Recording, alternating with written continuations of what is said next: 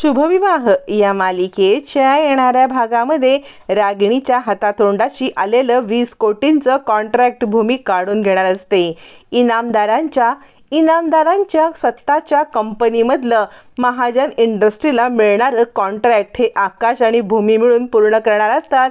रागिणीला शह देत स्वतःचा एक नवीन ऑरा निर्माण करत आता भूमी रागिणीच्या विरोधात ठाकठोंबा उभी राहते। सोबतीला अक्का ऑर्डर पूर्ण करण्यासाठी आकाश आणि या सगळ्यांना मदतीला घेऊन भूमीने चाळीतल्या सगळ्या लोकांना काम देत 20 करोडचं कॉन्ट्रॅक्ट घेत रागिणीला हादरा दिलेला असतो। या सगळ्यामध्ये रागिणी एकदम हबकून जाते, कारण हातामधलं कॉन्ट्रॅक्ट गेलंय, अजूनही प्रॉपर्टी हातात येत नाहीये। रागिणीच्या पायाखालची जमीन तेव्हा सरकते जेव्हा तिला कळतं की ज्या भूमीला आपण या बिझनेसमधून बाहेर काढले तीच भूमी बिझनेसमध्ये आपलं नाव पुन्हा निर्माण करण्यासाठी नवीन तयार करते आहे आपली कंपनी। आणि त्यावेळेला रागिणी हादरते, कारण महाजन इंडस्ट्रीची सर्वेसर्वा असलेली भूमी आता इनामदारांच्या 20 करोडच्या कंपनीचं कॉन्ट्रॅक्ट आपल्याकडे घेत पुन्हा एकदा स्वतःला सिद्ध करायला निघालेली असते। इकडे रागिणी खूप खुश असते, कारण तिला आता 20 करोडचं इनामदारांच्या कंपनीकडून कॉन्ट्रॅक्ट मिळालेलं असतं। रागिणी सांगत असते 20 करोडचं कॉन्ट्रॅक्ट म्हणजे काही खायची गोष्ट नाहीये, आपल्याला लवकरात लवकर तयारी करायला पाहिजे। अभिजित म्हणतो तू काळजी करू नकोस, सगळं तयारी करायची आहे। राजा काका म्हणतात हे बघ, लवकरात लवकर हे कॉन्ट्रॅक्ट आपल्याला मिळालं पाहिजे, कारण यावरतीच मार्केटमधली आपली पोझिशन ठरणार आहे। आणि नेमकी त्याच कंपनीमध्ये भूमी सुद्धा नोकरीसाठी जाणार असते आणि आकाश सुद्धा सोबत असतो आणि तिथे खूप मोठी घटना घडणार असते, कारण आकाश हा महाजन इंडस्ट्रीजचा सर्वेसर्वा ही माहिती इनामदारांना पहिल्यापासून असते। कारण ज्या वेळेला आकाश बरा असतो त्यावेळेला इनामदारांसोबत त्याची झालेली डील आत्ताच्या घडीला निर्णायक ठरणार असते। आणि त्याच वेळेला राजा काका म्हणतात काळजी करू नकोस, मी त्यांच्यासोबत लवकरात लवकर बोलणं करून घेतो।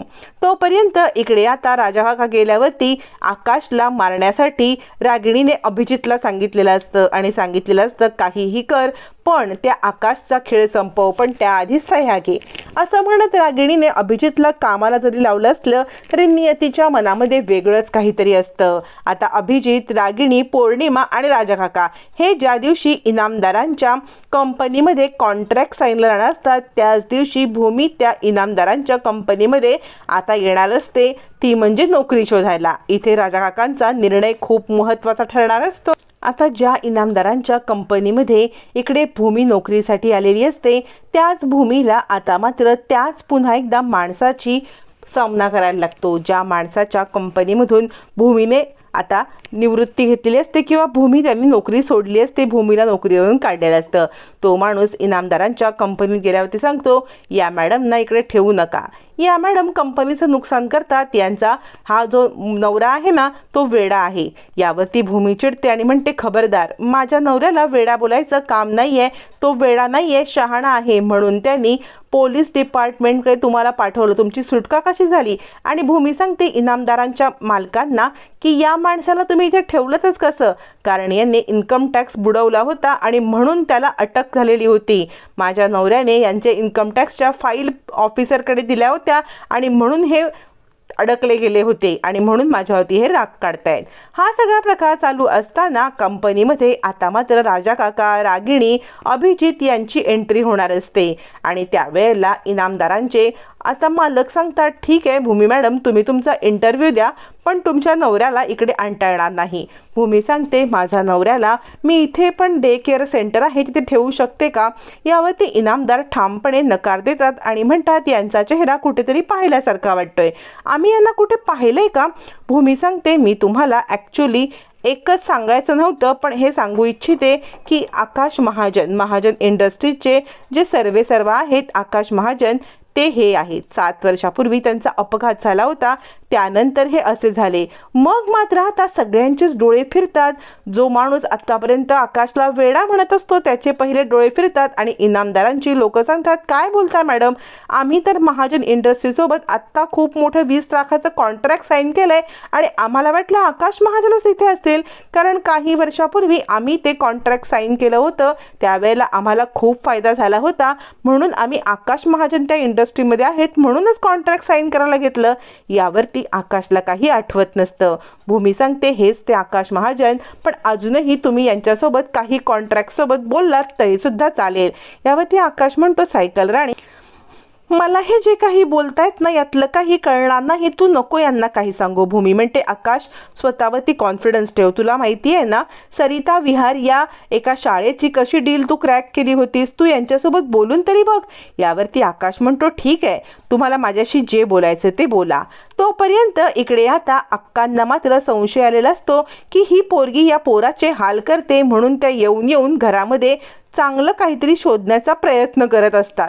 तोपर्यंत कंपनीमध्ये इकडे आता अभिजित, रागिणी, पौर्णिमा यांची एंट्री होते आणि ते इनामदारांसोबत डील फायनल करायला येतात. त्यावेळेला इनामदार सांगतात की अहो तुम्ही डील फायनल करायला आलात, पण तुमचे जे सर्व आहेत ना आकाश महाजन, ॲक्च्युली ते इकडे ऑलरेडी आलेले आहेत. ते आलेले आहेत आणि त्यांनी डील फायनल करायला केबिनमध्ये बसलेत. पौर्णिमा म्हणते काय सर्व इकडे मात्र आमचेच अभिजित आहेत, अभिजित पटवर्धन. यावरती रागिणी रागाने बघते आणि म्हणते काय चाललंय. पौर्णिमा म्हणते नाही म्हणजे आमच्या आई सर्व आहेत, आकाश महाजन नाही. असं बोलल्यावरती रागिणी म्हणते काय बोलताय, आकाश महाजन आणि इकडे अहो ते तर आमचं जयसिंगपूरचं कॉन्ट्रॅक्ट सांभाळत आहेत. यावरती इनामदार म्हणताय मॅडम काय बरं गंमत करताय तुम्ही, अहो बघा तरी कोण आहे ते इकडे. असं म्हणत आकाशला समोर आणताच रागिणी आणि आता इकडे अभिजितची पाचारण बसते.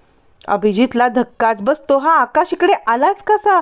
पौर्णिमा मात्र हे काय घडतंय म्हणून पाहत बसते आणि आता आकाशसोबत डील फायनल करण्याचा इकडे आता इनामदारांचा हट्ट असतो आणि तो याच हट्टाला पेटतात की काहीही झालं तरी आकाश महाजन यांच्यासोबतच डील करायचं आहे. 20 लाखाचं कॉन्ट्रॅक्ट आणि ते जर गेलं तर काही हरकत नाही आहे, पण इथे आकाश आमच्या कंपनीत काम करत नाही आहे आणि त्याला बाहेर काढले म्हटल्यावरती किती बदनामी होईल आणि सगळ्यांच्या समोर सत्य येईल. यामुळे आता मात्र इकडे रागिणी, अभिजित सगळेच गप्प बसतात आणि अखेर आता रागिणी समोर येत भूमीने लपवाछपवीचा खेळ बंद केलेला असतो.